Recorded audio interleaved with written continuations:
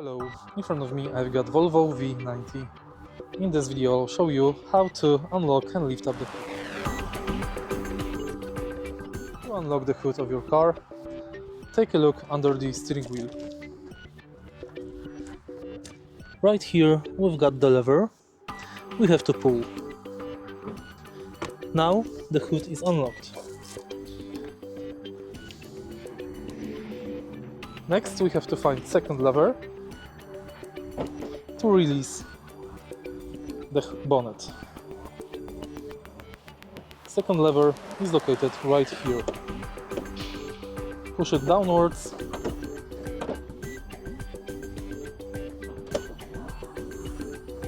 and now we can lift up the bonnet. If you find this video helpful, please leave a like, comment and subscribe.